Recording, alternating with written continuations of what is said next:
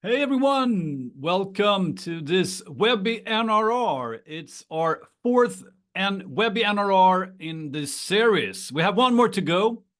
Welcome and super excited to have you back. And there's been a new year.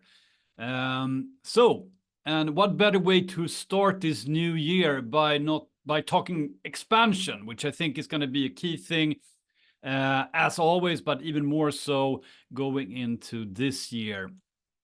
So I'm Johan Nilsson.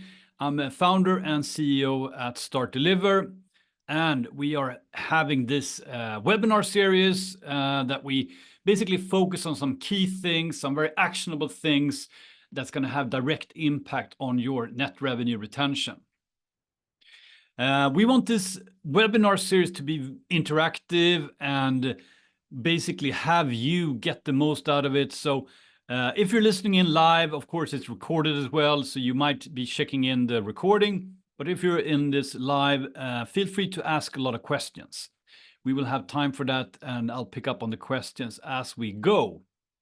We might also do a poll or two to just sense where everyone is.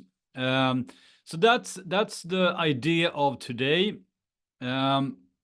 Before we jump into the topic of this webinar, just a few things. So Startdeliver, we make a customer success platform. We basically help customer success organizations go from chaos to control. We have a platform for this. If you're not a customer already, check us out. You can watch a demo on our web, or you can just get in touch and we'll show you what we do. That's our product. I'm a founder and CEO of Startdeliver, but I've been working with SaaS for a very long time, and I think expansion is a topic that it's not talked about enough, I would say, within the customer success community. We get very much stuck in the other parts of net revenue retention, being churn, being those type of problems that you might have. And that's of course, those things are super important, and we've been covering them quite a lot in this series earlier. But from my perspective, I think expansion is the same thing. It's not a different thing. It's part of the DNA of a great customer success manager. It's part of the DNA of a great customer success organization. So it's basically another side of the same coin. And I'm going to get into that today, but I think it's very important to talk about it. It's important to talk about it in this forum, but it's also important to talk about it if you're head of customer success in a team, that you bring this up regularly. And as everybody knows, there's no way to reach 100% or more net revenue retention unless you have expansion. And what's even more interesting is that customers that expand regularly with you, they tend to be more happy with you as a vendor, and they are less likely to actually churn as well. So expansion is a key thing to keep a really good customer relation and long-term partnership with your customers as well. So that's a little bit my perspective going into this. But it's also, I know expansion is not, there's a reason why we don't talk about it enough in our customer success organizations. And I'm going to try today to clarify a little bit this foggy road, how you actually succeed with expansion. And there's several things that we're going to touch on here. But before we do that, I want to see a little bit and hear from you. So I'm going to launch a poll here to a little bit understand where everybody is on this topic. So hang in there. And we also have a question here. I'm going to do that as well. But first, let's just hit this expansion poll here. So basically, I want to hear from you. What's your biggest blocker when driving expansion? So what's the number one thing that stands in way from you and your team? If you're an individual customer success manager, from you, but if you're a leader of a team, what's the main thing that doesn't really make expansion happen for you today? So we have a few options: getting customers to see value and invest, lack of data or insights. Where do we have actually expansion opportunities? Building strong enough relationships, tools, processes to support expansion, too little time or focus on expansion. So we have a little bit of even Steven here, and there's still answers coming in. Lack of data insights is trending up right now, but this is interesting. So insights and is number one at this stage. Very interesting. So we're going to cover all of these. I'm going to talk about them and also how to actually move past them and make things happen. Meanwhile, we got a question coming in, so I'm going to grab that one as we go here. So you get to answer some of the. You can answer the poll meanwhile. So. Question. All right. Got some technical issues with the questions here. So, hold on. Here we go. All right.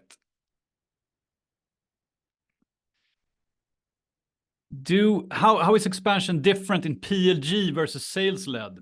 So we're going to talk a little bit about that. But I would say like, I mean, there is differences, but I think there's also a lot of commonalities.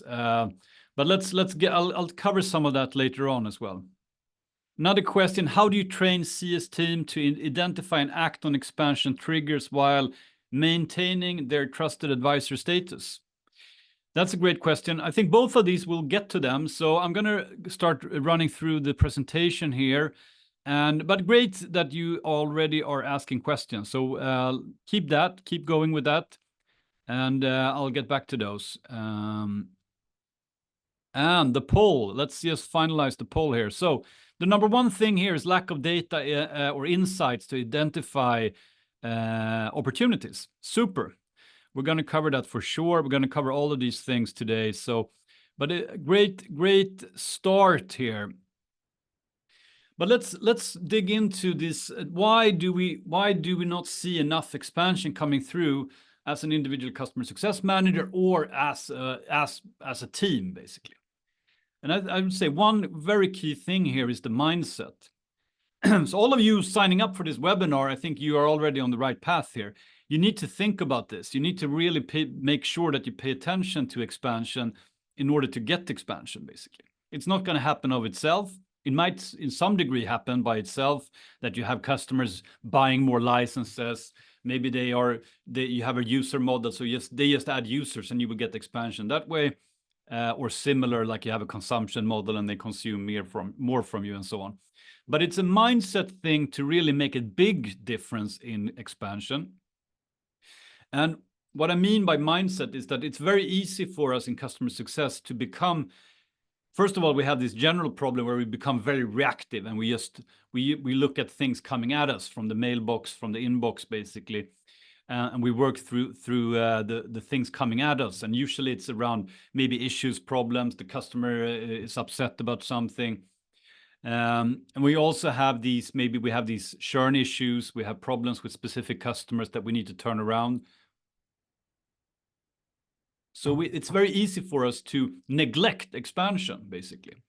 And it's also very easy for us to, in our mindset, that we get dragged into these more difficult customers, maybe these churn risk, maybe these more turnaround cases, and we basically block ourselves and think that we're just happy that we can turn this customer around. And if we have that mindset, maybe we don't even see that another customer that's on a different path could even expand with us. So I think the mindset here is critical. And it's critical for us individually to work on this, but it's also very critical for us as a leader in the customer success team to make sure that everybody understands that even though we have some customers that are struggling right now, that we are doing everything just to retain, we at the same time in our portfolio have several customers that can do more with us, that can expand with us. And that is harder as a mindset to understand, and we need to work on that. And in this webinar, I want to give some really quick, actionable things to do. And I think a way to make sure that we don't forget about this and to really move this into our agenda is to really block time in our calendar for doing expansion, focusing on expansion.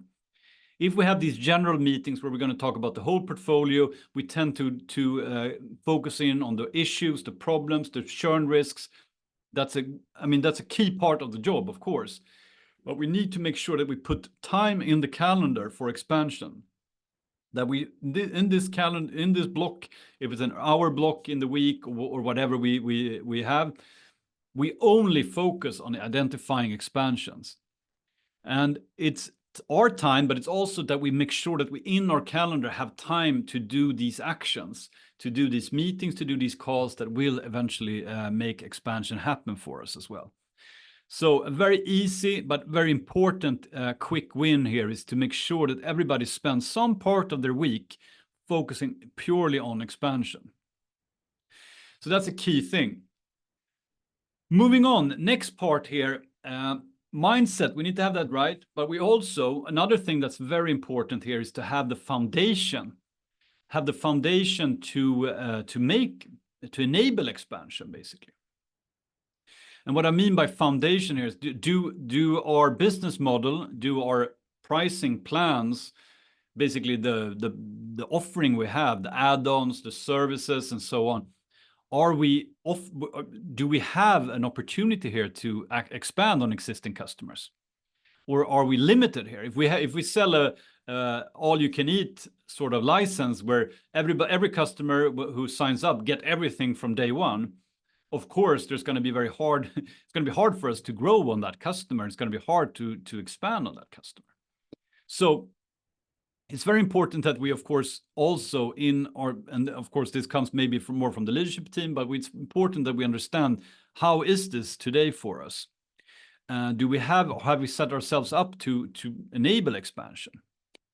And there was a few of you who answered in the poll here that you have lack of data or insights to identify opportunities. And maybe that comes back to the pricing and plans.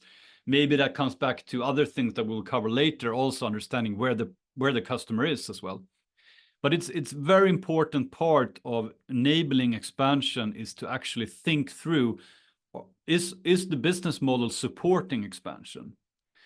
Some mistakes I've seen, of course, is that you oversell in the initial deal, and the customer gets too many things up front, and most of the time they might not even been able to adopt everything, and they will actually be quite disappointed because they paid a lot and they use only a fraction of what they paid for. So maybe it could have been easier or better for the company to have sold them on a smaller plan to start with, and then have a clear path where they can expand and grow into the bigger plan, to the more add-ons and so on. So this can also be a more of a strategic point where you need to work with sales to set yourself up better for expansion and most likely a much happier, more successful customer. So very important part to think about. But it's also from a customer success point of view, usually this is, in most cases I see it is a little bit of a mess here, but we can't make that a showstopper for expansion either. So we need to understand what we have. We need to understand what the customer have, what plan they're on, and of course what opportunities we have. But my quick win here is we can't overthink this either, because we need to move, and it's better that we actually do things here rather than we stop and complain about legacy pricing, legacy plans, and so on. So we can't stop. This cannot be a blocker for us, but we need to feed it back to the management team if we see that we don't have anything to sell. But in most cases, we can work from where we are and basically just use the price list as we have, assume that the customer has what they're paying for, and then we can work from there, basically. But this is a key thing to enable expansion, of course.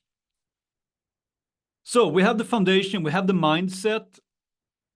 Now we're going into probably the most important thing, also based on the poll here.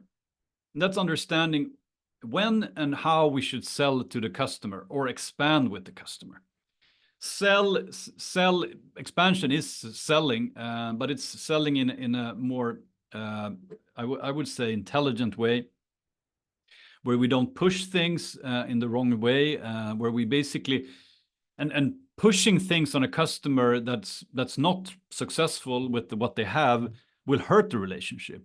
Might even eventually they might even churn because we are not aware of how things are going. And on the other hand, if a customer is very successful with what they have, they need more to feel that they're having progress with us as a vendor. They might churn because they might, if we don't introduce more things, if we don't do more things with them, they might churn because they think they hit the ceiling with us as well.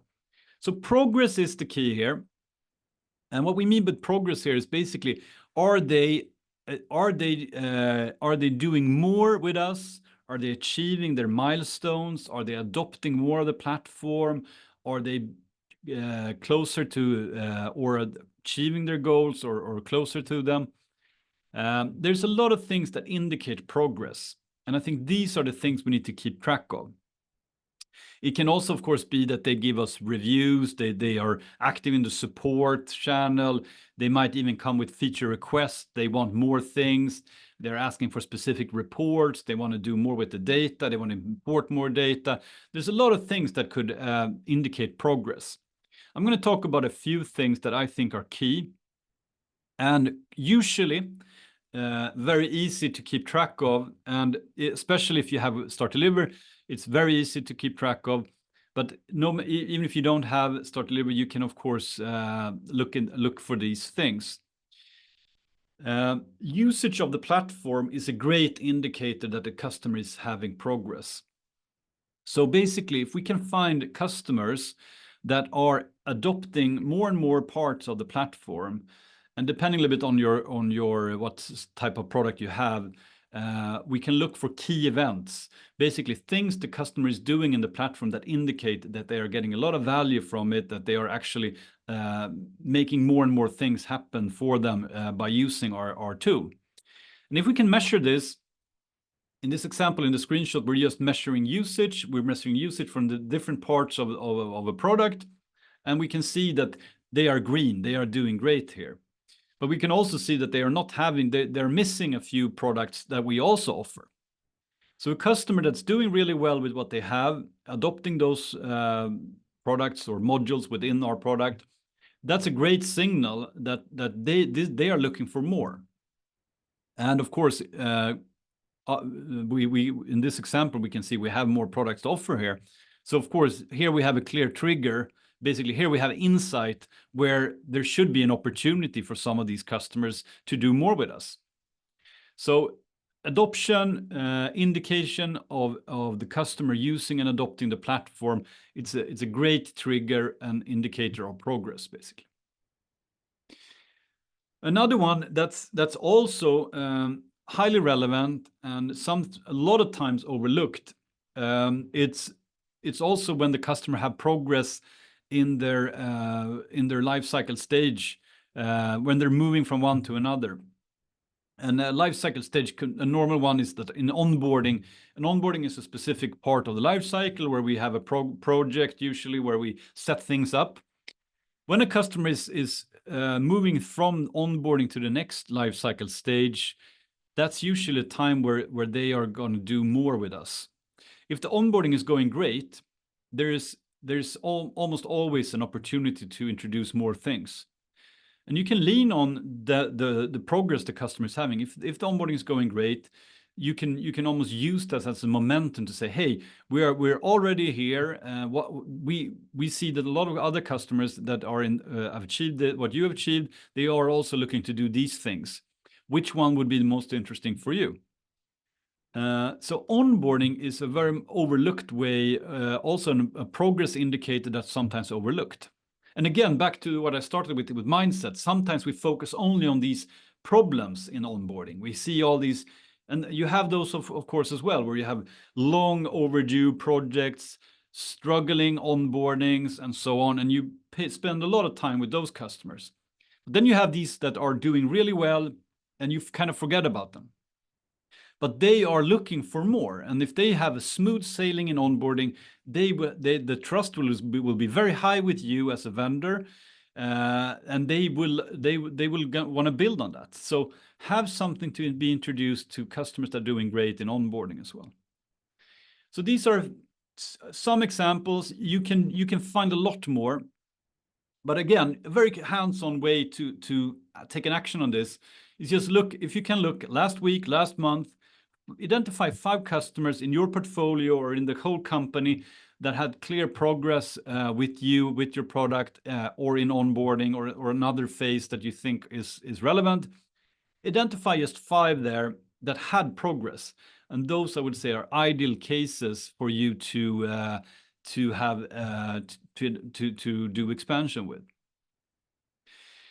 So progress, very important part, and I think a lot of you talked about lacking data and insights. I think here is where you can actually do quite a lot if you have these type of data points, of course.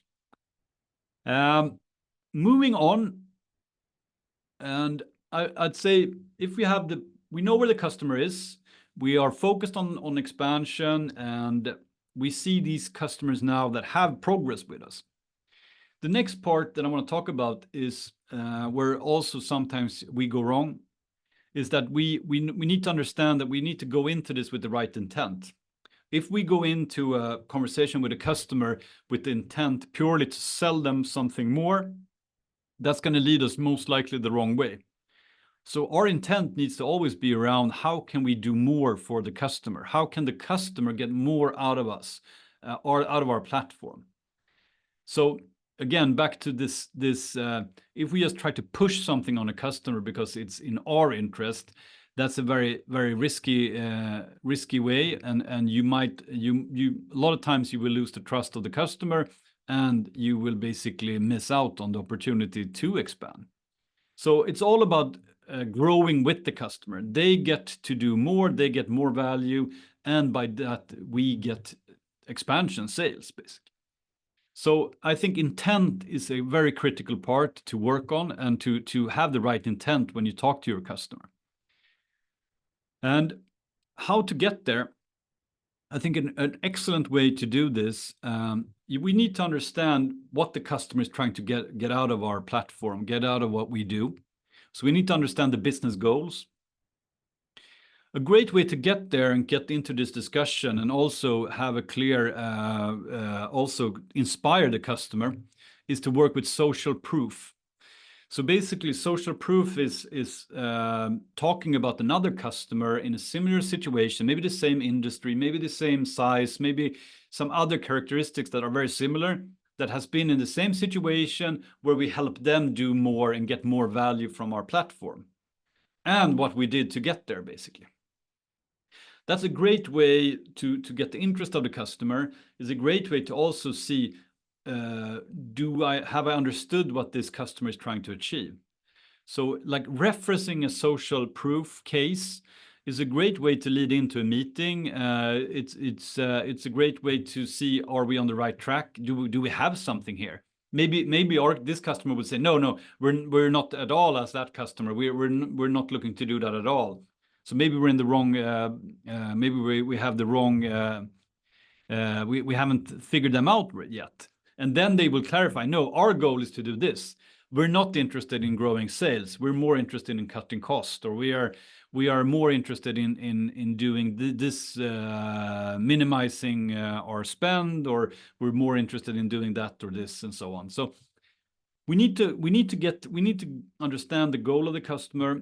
Social proof is my highly recommended way of making that discussion happen. And also sometimes we can very easily lead with that into a call. So a quick win here to get the intent right is for this. Take this list. You had these 5 customers that had progress last week or last month, depending on the size of your portfolio, and list for these customers some social proof cases. And now you might say, okay, but I don't know. I don't have any social proof for these customers. but maybe your manager has, or your founder has, or someone else in the team. So here you might want to use the company's social proof. So this might take a little bit more work, but it's a very important part of basically getting the dialogue going with the customer. So it's a little bit work, but I think you have a lot of benefit in doing this. And when you have some, and you start sharing them and start interacting and start using them, this will be a powerful way to have this discussion with the customer. Moving on. All right, so every customer will say yes, right? No, most likely not. Not upfront, most likely. And also, I think in sales, we work a lot with objections. In customer success, we tend to just accept objections. And sometimes rightfully so, but a lot of times it's just because we're not prepared, basically. So objections, you will have objections. You will have objections from the customer in many ways. Sometimes it's around expansion. Sometimes it's just around having a business review with you. Sometimes it's just about getting an integration going, or whatever the case might be.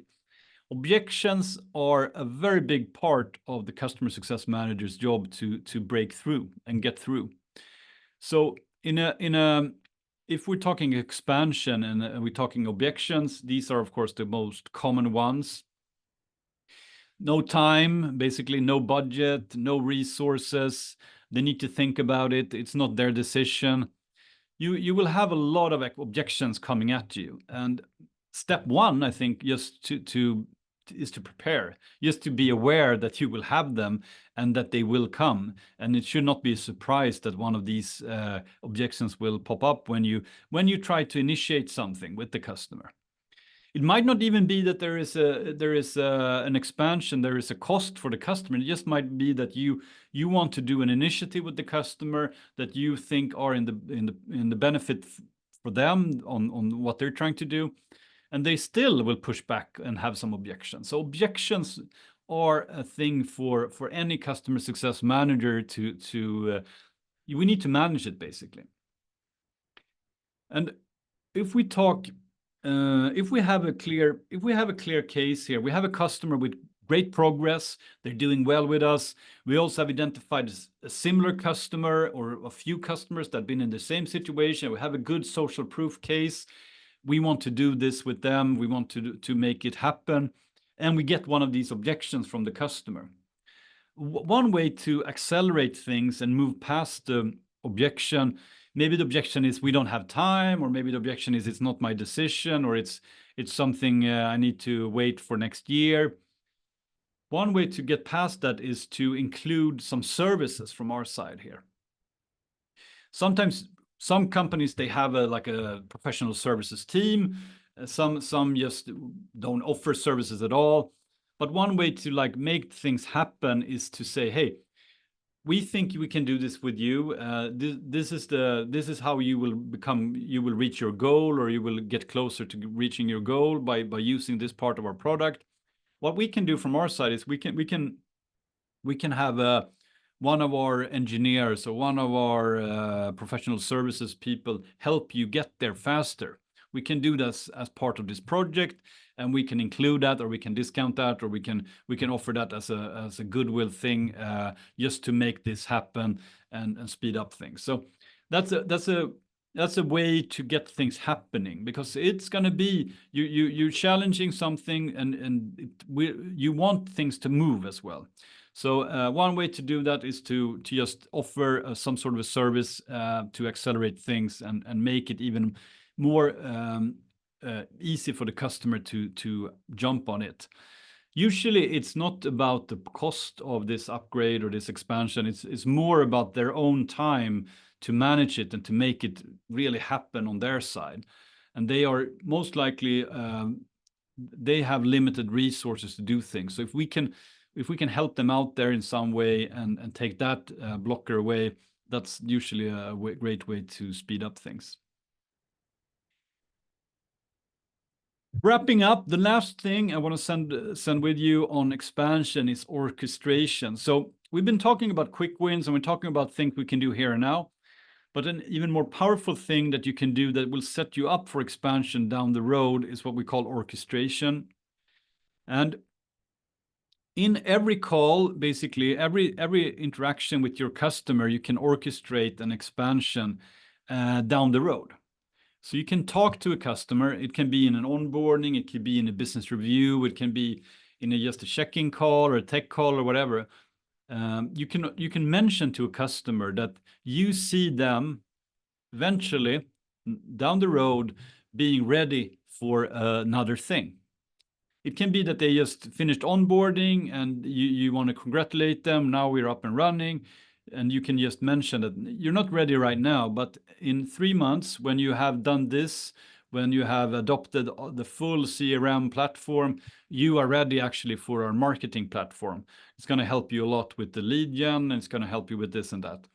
So you can introduce things now that you will bring up later when they have actually achieved progress.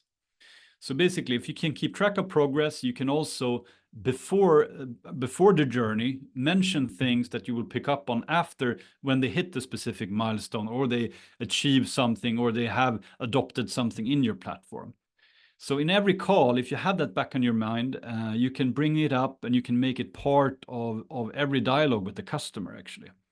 And eventually you will have all these, if you start doing this now, down the road, next quarter, next quarter, and so on, you will have these customers that are having progress, that you have already mentioned these things to, and you just pick up on these things. And hey, remember when I talked about this marketing module, or this analytics module, or this billing module that you were not ready for before, but now when you met these progress milestones, you are expanding, you are adopting the platform.